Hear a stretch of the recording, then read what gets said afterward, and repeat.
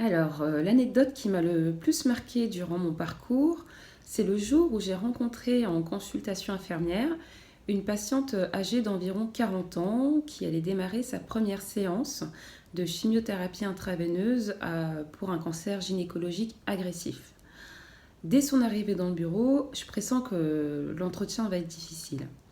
Elle montre des signes de stress, elle me pose 10 questions à la fois, se plaint de l'attente, me pose des questions sur lesquelles je ne sais pas ou je ne peux pas répondre. Je guide l'entretien autour de la chimiothérapie, les modalités, sa première séance, les ordonnances et sur la prévention pour éviter les effets secondaires. À un moment donné, j'aborde la protection des ongles, car elle allait avoir une chimiothérapie qui pouvait potentiellement altérer la base de ses ongles, et il fallait appliquer un vernis à base de silicium pour éviter que ses ongles soient cassants ou striés. Au bout d'un moment, je me rends compte de mon propre monologue, je lève les yeux et je croise son regard qui était rempli de colère et embué de larmes. Et je m'arrête net. Elle me fixe et elle me regarde en me disant avec une voix lourde: il n'y a que le vernis qui vous intéresse, vous. Par contre, personne s'inquiète du fait qu'avec cause de ça, je pourrais plus avoir de mec. Et là, elle s'effondre en larmes. Et là, je me suis sentie complètement démunie parce qu'en fait, je m'étais pas rendu compte qu'elle pleurait en fait. J'étais tellement prise par ce que moi, je voulais lui faire passer comme message et ce que je devais lui dire, que je ne suis pas du tout focalisée sur elle, sur ses besoins et qu'est-ce qu'elle avait besoin concrètement de savoir avec moi et comment surtout elle vivait cette première séance de chimiothérapie. Pourquoi cette anecdote? Parce qu'en fait, j'ai pris conscience qu'on n'était pas dans la même temporalité et qu'on n'a pas eu ce point de rencontre. J'ai pas su identifier ses besoins sur le moment et j'ai pas eu la posture adaptée qui lui aurait permis de mieux appréhender cette première séance.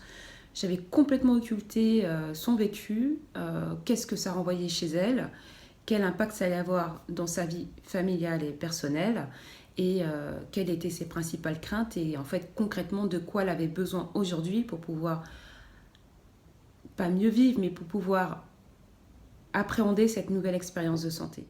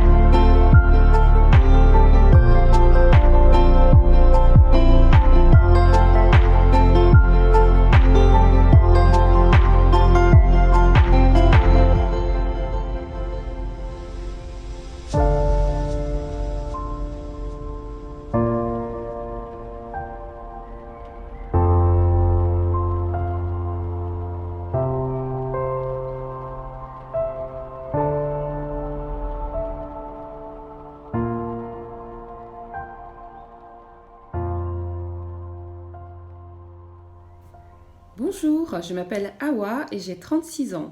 Je suis infirmière depuis 14 ans et j'exerce depuis 8 ans dans le service de médecine oncologique adulte ambulatoire dans un hôpital parisien.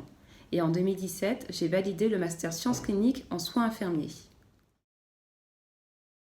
Alors les raisons qui m'ont amenée à témoigner, c'est que j'avais envie de partager avec vous les différentes facettes possibles de la fonction d'infirmière spécialiste clinique qui est peu connue en France. Je n'ai pas de poste dans l'établissement dans lequel j'exerce, mais je perçois les bénéfices réels que ce mode de pratique peut apporter pour les personnes qui en bénéficient et c'est ce qui est le plus important pour moi et qui me donne l'envie de l'exercer même si je n'ai pas de poste.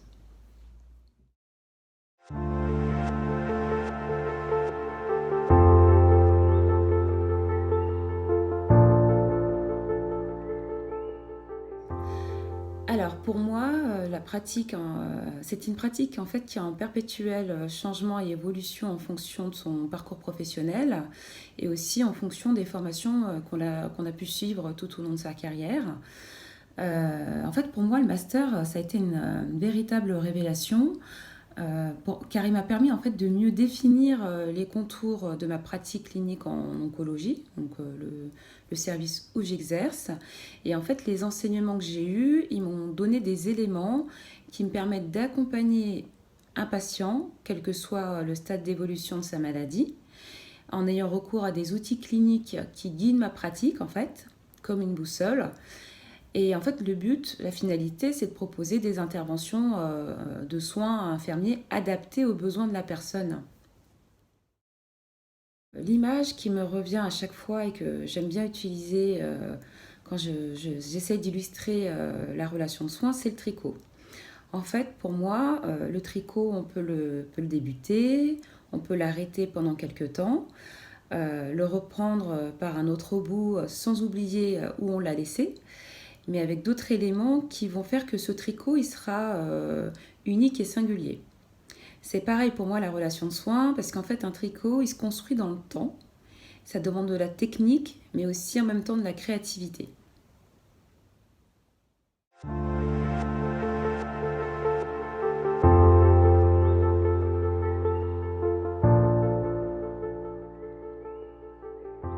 Alors, cette pratique, elle existe selon moi, parce qu'en fait, pour moi, toute personne confrontée à la maladie, surtout dans le cadre du cancer, est ou sera en besoin d'accompagnement, quelle que soit sa trajectoire de soins. L'objet de la rencontre, ça peut être un soin technique comme un pansement, la pose d'une perfusion, mais au-delà de ce soin technique, il y a ce temps d'écoute et d'échange qui est essentiel pour la personne soignée. Déjà, toute petite, je savais que je voulais être infirmière. J'ai toujours voulu comprendre l'être humain. En troisième, en fait, j'ai une professeure de biologie qui m'avait dit une phrase: tu peux y arriver, il suffit que tu crois suffisamment en toi. Bac en poche, j'ai postulé pour les IFSI publics, mais j'avais raté les sélections. Et après, j'ai voulu tenter ma chance dans le privé parce que les inscriptions se faisaient en décalé. Et à ma grande surprise, en fait, j'ai été prise. Et à partir de là, en fait, j'ai compris que j'étais mon propre frein. Intégrer le master sciences cliniques a été une révélation tant sur le plan personnel que professionnel. En fait, c'était la suite logique que je souhaitais donner à ma carrière professionnelle. En fait, cette formation, elle a donné du sens à ma pratique quotidienne, des grilles de lecture qui me permettent de mieux appréhender des situations de soins et d'affirmer aussi ma posture professionnelle.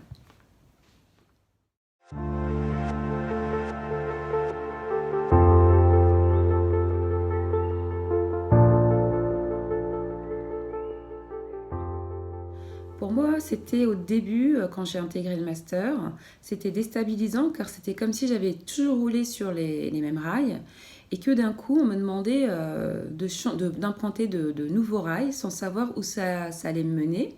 En fait, c'était extrêmement déstabilisant parce que j'avais l'impression de perdre tous mes repères. Et j'ai dû déconstruire tout ce que je pensais savoir, tout en étant sur le terrain. Donc c'était une gymnastique qui n'était pas évidente à gérer au départ. En fait, ça m'a demandé un exercice de réflexivité qui n'était pas évident à appréhender au départ. C'est aussi une pratique qui demande de se questionner en permanence, de faire un pas de côté pour réfléchir à des situations qui peuvent nous interpeller ou nous étonner. Et en fait, on est aussi dans l'intime des personnes. En fait, on est dans des relations d'humain à humain, comme l'avait justement dit une formatrice pendant le master. Et des fois, cette relation d'humain à humain, elle est pas simple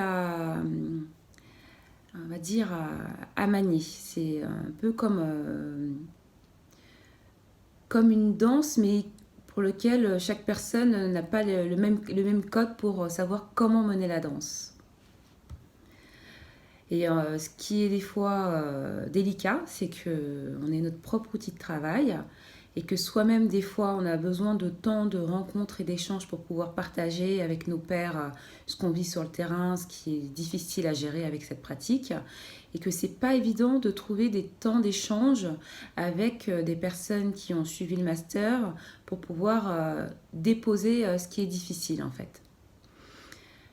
Aussi, ce qui est délicat et qui peut être difficile pour moi à gérer dans cette pratique, c'est que souvent, dans l'approche des soins, on peut être amené à avoir des histoires de vie, de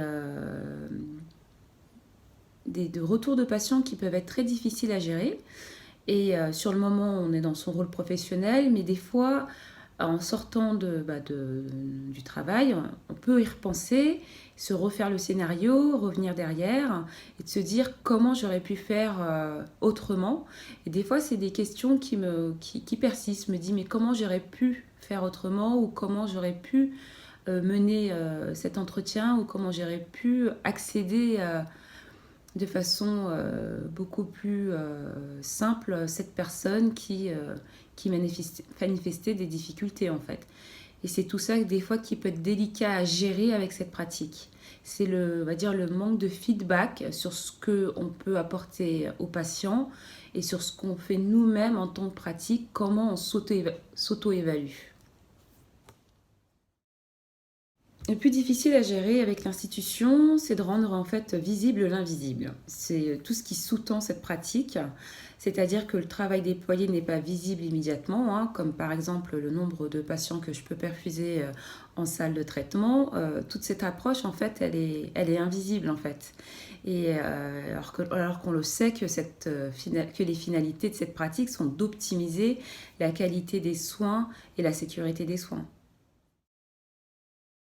Pour ce qui concerne mes collègues, au début, elles ne comprenaient pas ce que je faisais, ce que j'avais appris en formation, qu'est-ce que c'était en fait la fonction d'infirmière spécialiste clinique. En fait, c'est ce qu'elles ne voyaient pas les effets immédiats de mes interventions. J'ai passé beaucoup de temps à leur expliquer, à leur démontrer par exemple que la relation d'aide, c'est un soin à part entière et que ce n'est pas une discussion de comptoir et qu'en fait c'est notre cœur de métier et que les évaluations changements se font a posteriori. Et par moment, en fait, je fais aussi, du coup ça me renvoie aussi à mes propres doutes. Je me demande quel intérêt ça peut avoir, est-ce que je suis la seule à y croire et est-ce que ça vaut le coup en fait et des fois d'être seule à exercer cette forme de pratique. Ça nous amène à nous questionner soi-même sur en fait quel est l'intérêt de tout ça. Mais il y a toujours un événement qui va me redonner l'envie de poursuivre et de me dire mais en fait que je vais suivre mes convictions, hein, tout simplement. Toujours dans quelles sont les choses les plus délicates, voire difficiles à gérer dans cette pratique. Le dernier point que je souhaite aborder, en fait, c'est le manque de fédération entre pairs, entre infirmières, d'unités professionnelles, parce que on constate quand même des cloisonnements entre pratiques qui divisent, et c'est dommage parce que je pense qu'on peut tous s'enrichir mutuellement. Alors le plus enrichissant pour moi, en fait, ce sont les retours positifs des patients et de leur entourage qui sont satisfaits de l'accompagnement que j'ai pu leur donner. C'est là que je me rends compte de l'évaluation en fait de mes interventions. Pour ce qui concerne mes collègues, j'ai le sentiment vraiment de leur apporter des éléments qui les aident à mieux appréhender des situations de soins. J'ai vraiment un grand plaisir d'appréhender avec elles, de travailler avec elles sur des situations de soins, les accompagner sur vraiment comment elles peuvent, elles, s'inspirer, se sensibiliser à l'approche clinique infirmière. Et on partage aussi des connaissances théoriques qui enrichissent du coup en finalité toute l'équipe infirmière parce qu'on peut travailler sur des concepts qui peuvent tout à fait faire sens pour elles, comme la gestion des émotions, la relation d'aide. Et ça, j'ai le sentiment vraiment que c'est très enrichissant pour elles, pour l'équipe et pour moi. Ce qui est bien aussi, c'est qu'en fait, j'ai pas de problématique de pouvoir, parce qu'en fait, j'ai pas de rapport hiérarchique avec elle. On est exactement sur le même pied d'égalité, je suis infirmière comme elle, et du coup, même en ayant fait mes études, il n'y a jamais eu j'ai jamais ressenti, elles m'ont jamais fait ressentir une forme de jalousie ou et ça a vraiment été, on va dire, un propulseur à me donner envie encore plus d'aller au cœur de cette formation parce que j'ai vraiment eu le soutien de mes collègues infirmières, aides-soignantes, cadres de santé dans tout ce parcours professionnel. En fait, les intervenants que j'ai rencontrés pendant le master, ils m'ont redonné une cohérence entre ma vision du soin, mes valeurs personnelles et professionnelles, des clés de compréhension sur des phénomènes qui sont difficiles à appréhender ou complexes. Et ça m'aide. Et tout ça, en fait, c'est un retentissement positif sur ma vie personnelle. En fait, je mesure la chance que j'ai eue à chaque fois de croiser des formateurs, des intervenants, des responsables pédagogiques qui m'ont tant apporté et qui m'ont amené à un endroit où je ne pensais même pas moi-même arriver. Par exemple, jeune infirmière, c'est que j'avais une grande estime pour Anne Vega qui avait écrit un livre et qui était mon premier livre que j'ai lu quand j'étais étudiante infirmière. Et j'ai eu la chance de l'avoir comme directeur de mémoire.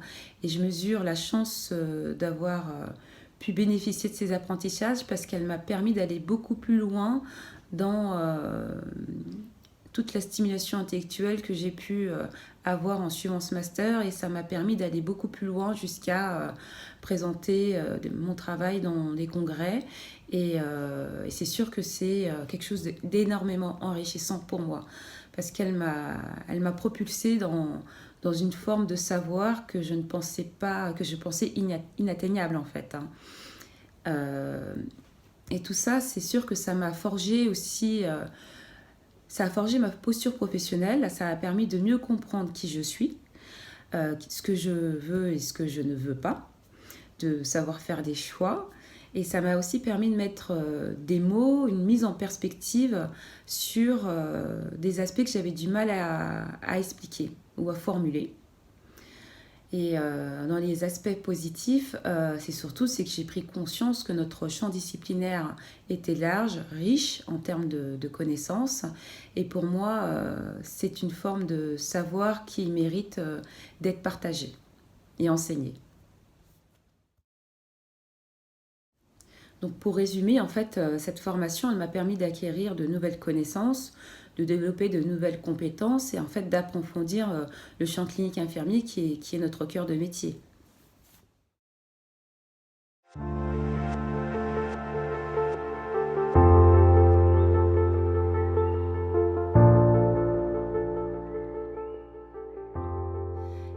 Alors en fait, je n'ai pas de journée type. Je vais essayer de prendre un exemple qui se répète le plus souvent. Par exemple, le matin, je peux être affectée en salle de traitement, c'est-à-dire que je vais accueillir des patients en salle de traitement qui vont avoir une séance de chimiothérapie.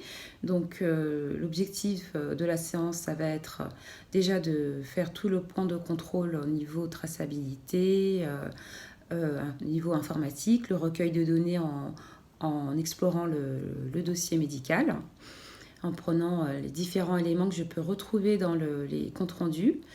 Je vais pouvoir me focaliser sur qui est la personne, quel est son traitement du jour, quel est son parcours de soins aussi, qui sont les différents intervenants dans son parcours de soins. Et il y aura en fait tout le soin de pose de chimiothérapie, où évidemment je vais m'assurer de l'identité de la personne. Et donc il y aura tout le soin autour de la pose du traitement, au niveau du cathéter.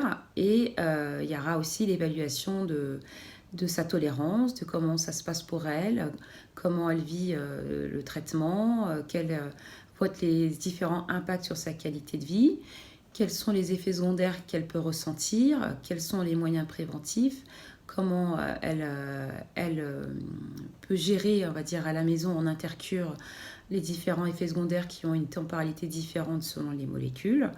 Et ça permet de faire une première analyse de la personne que j'accueille ce jour-là. Et tout sera évidemment travaillé avec la personne sur comment on peut l'accompagner sur son vécu avec les traitements et les possibles effets secondaires qu'elle peut ressentir. Et évidemment, toute la partie traçabilité qui permettra aux collègues et également aux autres intervenants du parcours de soins de savoir comment ça se passe pour cette personne. L'après-midi, par exemple, je peux être affectée en consultation infirmière pour les patients qui démarrent une première injection d'anticancéreux par voie intraveineuse. Donc, cette consultation infirmière, elle est proposée par l'oncologue référent et elle est planifiée dans le parcours de soins. Le but, c'est de pouvoir répondre aux questions que peut se poser le patient ou son entourage autour de la séance de traitement. Donc en fait, ça va être tout autour du vécu avec déjà la première séance, qui est quand même très symbolique, hein, l'identification des freins et des leviers à la mobilisation de compétences d'adaptation à la maladie et au traitement.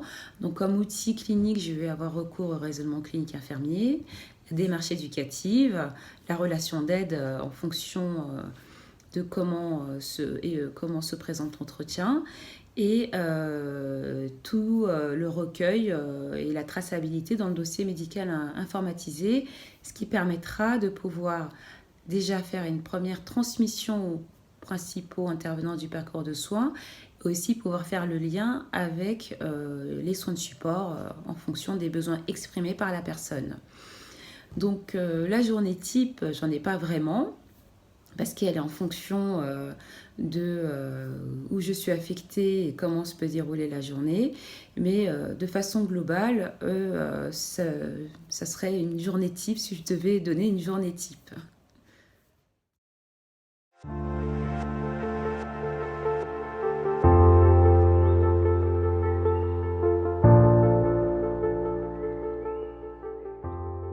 Alors, j'accompagne au mieux, je pense que j'accompagne au mieux les personnes en me focalisant vraiment sur ce qui est le plus important pour eux au moment où je les rencontre. J'ai vraiment à cœur cette histoire de temporalité, parce qu'elle est essentielle, je pense.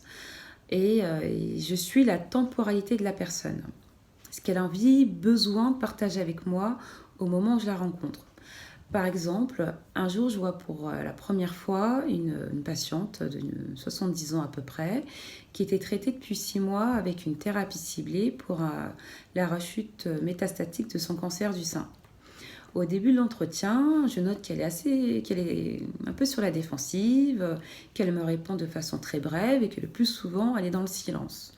Au bout d'un moment, je sens que j'arrive pas à rentrer en contact avec elle et je finis par lui demander en fait qu'est-ce que vous attendez de moi en fait par rapport à cette consultation. Et elle me dit en fait qu'elle voit le médecin juste après moi et qu'elle va recevoir les résultats de son scanner qu'elle venait de passer et qu'elle appréhendait un changement de traitement. Et donc je lui ai demandé qu'est-ce qui lui faisait le plus peur en fait par rapport à ce possible changement de traitement. Et en fait, là, elle m'explique qu'elle n'a pas informé son entourage qu'elle avait rechuté de son cancer du sein, et ni son mari avec qui elle vivait, car elle le définissait comme quelqu'un de fragile et qu'elle ne souhaitait pas le bousculer avec cette nouvelle. et que le plus important pour elle, c'était de ne pas perdre ses cheveux. Parce qu'en fait, perdre ses cheveux, ça allait l'amener à devoir justifier, dire ce qu'elle ne souhaitait pas dire pour le moment. Et clairement, elle m'a dit, pour le moment, ça me convient comme ça. C'est la décision qui me convient comme ça pour le moment. Et donc, tout l'enjeu de l'entretien a été de pouvoir travailler avec elle sur comment elle allait pouvoir aborder la question du possible changement de traitement avec son oncologue, parce qu'elle pressentait bien que son traitement n'était pas efficace. Quelques temps se passent, quelques mois se passent, et un jour, son oncologue demande à me voir. Sur le moment, j'étais très inquiète parce que je me suis demandé, en fait, pourquoi elle voulait absolument me parler. Et finalement, elle est venue, elle me dit, c'est toi qui as vu cette dame? Je lui dis oui, et elle me dit merci avec une forme de soulagement. Donc je lui demande qu'est-ce qui me vaut ce merci, et elle m'explique qu'en lisant mon compte-rendu, elle était passée à côté de quelque chose. Et en fait, ça a mis en lumière ce pourquoi en fait elle avait des difficultés à communiquer avec cette personne, parce qu'en fait, elle n'avait pas compris pourquoi elle ne voulait pas changer de traitement. Parce qu'évidemment, la question du changement de traitement s'était été posée depuis quelques temps, et que la patiente, en fait, insistait pour essayer de garder la molécule qu'elle avait actuellement. Et en fait, elle n'avait pas saisi l'importance qu'avait la possible perte des cheveux pour cette dame. Parce qu'elle n'avait pas saisi, elle ne lui avait pas transmis l'information, qu'elle n'avait pas informé son entourage. Et à partir de là, en fait, elle me dit, tout s'est éclairé. Et en fait, tout me paraissait cohérent dans ce qui me paraissait incohérent. Et en fait, moi, ça m'a permis de me dire que grâce à l'interaction que j'ai pu avoir avec cette dame, j'ai pu donner à l'oncologue en fait des clés de compréhension qui lui ont permis en fait de mieux comprendre qui était cette femme, qui n'était pas en refus de soins, loin de là, mais qui avait sa propre raison de ne pas vouloir changer de traitement et n'accepter pas de traitement par chimiothérapie. Finalement, la patiente a été revue par son oncologue et il a été évidemment décidé qu'il était important de changer de traitement par une chimiothérapie intraveineuse. Et finalement, avec ce nouvel apport, l'oncologue a pu, on va dire, réajuster le protocole pour faire en sorte que la patiente n'ait pas de perte de cheveux précoce et qu'elle puisse en fait au maximum préserver ses cheveux. C'est-à-dire que la vitesse d'administration a été modifiée, il y a eu toute une préparation avec un casque réfrigéré qui a permis de faire en sorte que cette personne ne perde pas tout de suite ses cheveux en fait.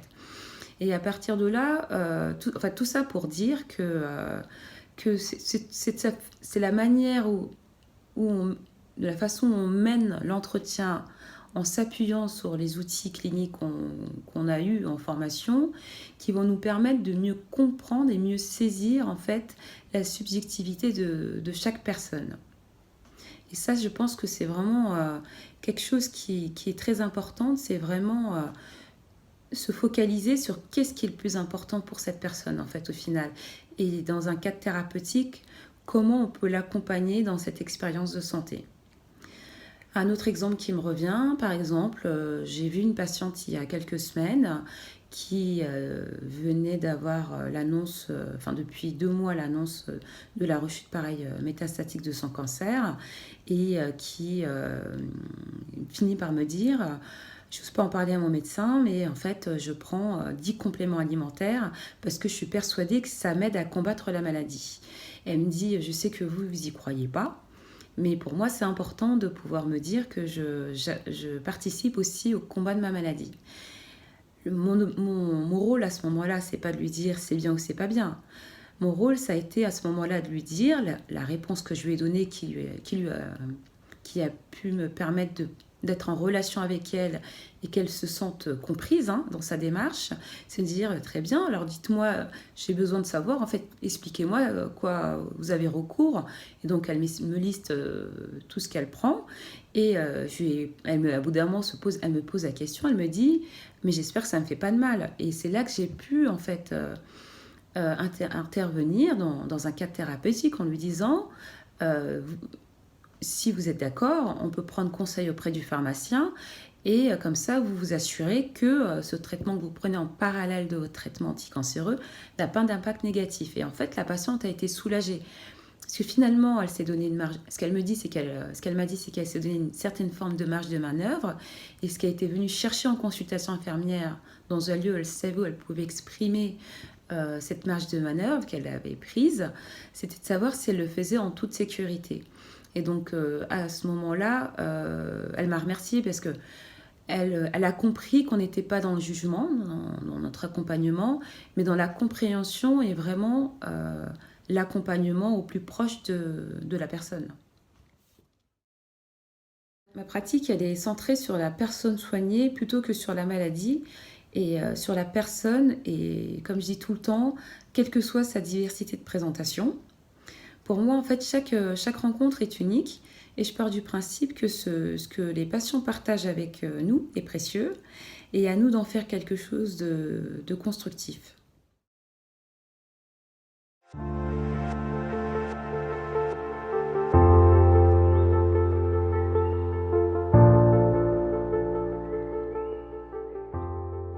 Alors, je dirais que les finalités de ma pratique sont de préserver, d'optimiser la qualité de vie des patients, leur habitude de vie, c'est-à-dire de diminuer les écarts entre ce qu'ils étaient avant et ce qu'ils sont aujourd'hui, et de soutenir surtout ce qui est important pour eux, surtout dans le but d'éviter des complications, en leur transmettant des bonnes informations au bon moment. Par exemple, une personne qui a très peur de vomir, je vais déjà explorer ses croyances sur la chimiothérapie, ses représentations, ce qu'elle a compris de son traitement, son protocole de traitement, des ordonnances que le médecin a pu lui remettre, d'identifier aussi ses habitudes, comment elle fait face habituellement, ses stratégies d'adaptation et comment elle, en fait, elle peut anticiper, en fait, lui donner des moyens qui vont lui permettre de prévenir et de gérer cet effet secondaire à la maison. Parce que dans les séances de chimiothérapie, nous, on voit les patients que le jour J, mais on ne les voit pas le lendemain, on n'est pas chez eux. Et en fait, tout cet accompagnement, il va être évalué par un appel téléphonique qui sera planifié avec l'accord de la personne au bout du troisième au cinquième jour. Et cette évaluation à distance, elle est importante, elle est même rassurante pour les personnes, parce que le plus souvent, les personnes vont me dire, par rapport à ce que je m'étais imaginé, c'était pas aussi pire en fait. Et elles se sont rendues compte elles-mêmes par l'expérience que en fait elles ont pu faire face à ce qui leur faisait peur.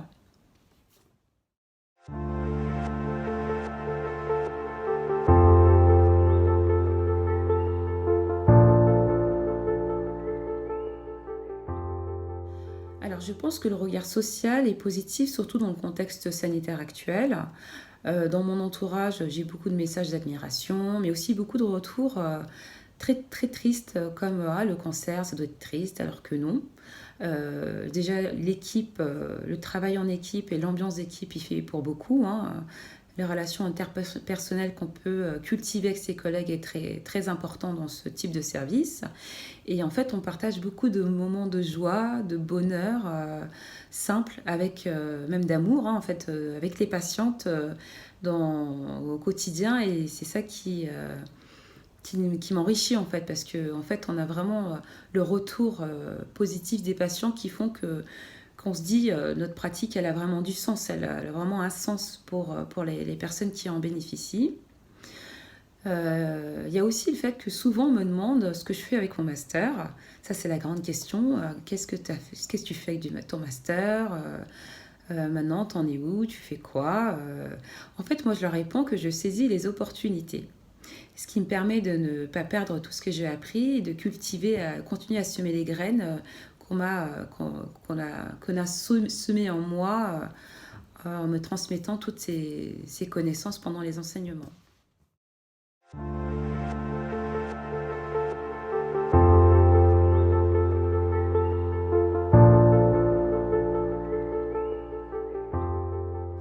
Alors c'est sûr que la rétribution financière n'est pas du tout à la hauteur de mes missions, hein, parce qu'évidemment je n'ai pas de poste. Mais pour moi c'est important de continuer à sensibiliser les personnes, hein, la population, les soignants sur notre fonction qui est très peu médiatisée. Et je pense aussi, comme l'a dit une Canadienne lors d'un congrès il y a quelques années, c'est aussi à nous aussi de communiquer de façon positive sur ce que nous faisons, de valoriser notre pratique par le biais de publications, de congrès, et de partager en fait tous nos savoirs acquis en donnant des cours, par exemple dans des formations universitaires, dans les ICI, car en fait c'est aussi une forme de partage de savoir. En fait, tout le monde s'enrichit et tout le monde, ça a un bénéfice pour toutes les personnes. Je pense, qui soit sont en cours de formation ou même les collègues avec qui on travaille tous les jours, hein. Je pense que sur le plan de la reconnaissance, c'est important d'en discuter, surtout avec nos collègues.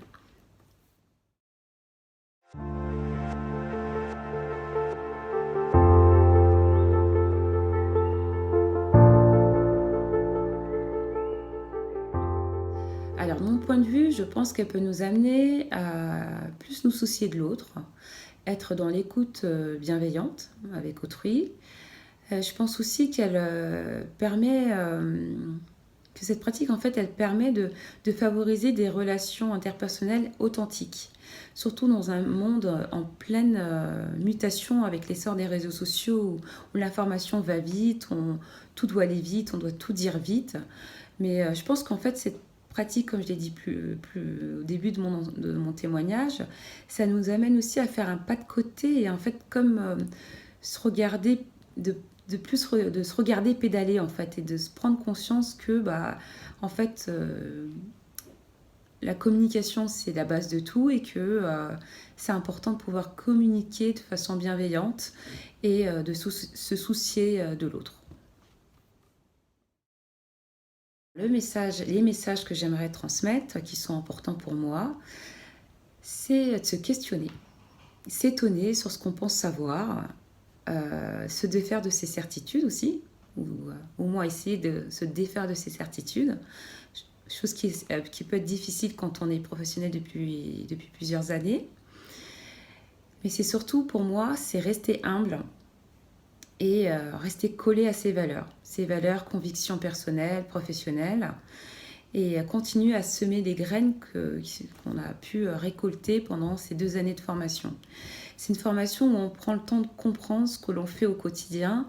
Et pour moi, c'est important de pouvoir aussi continuer, l'idée de continuer à semer ces graines.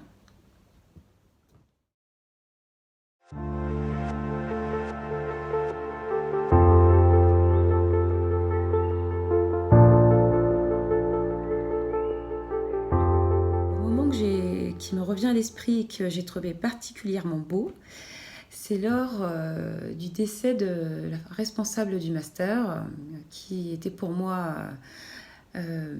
comme c'était un modèle. Enfin, c'était quelqu'un qui m'a beaucoup apporté humainement d'un point de vue personnel et professionnel. Le jour de la cérémonie, j'appréhendais de croiser une formatrice parce qu'elle me renvoyait tout ce que celle qui était partie m'avait apporté en fait. Et quand je l'ai vue, je me suis mise à pleurer et elle m'a dit: «Pourquoi tu pleures?» Et je lui ai dit: «J'appréhendais de te voir parce que j'étais triste». Et elle me dit, j'ai dit: tout ce qu'elle m'a apporté, c'est énorme». Et elle me dit, elle m'a pris les mains en fait, et elle m'a pris mes mains, elle m'a dit: «C'est en toi maintenant, à toi de t'en saisir». Et ça a fait sens chez moi. Et c'est aussi à ce moment-là que je mesure la chance d'avoir croisé le chemin de ces personnes qui m'ont permis de m'épanouir, de grandir et qui ont fait que je suis la personne que je suis aujourd'hui. Merci.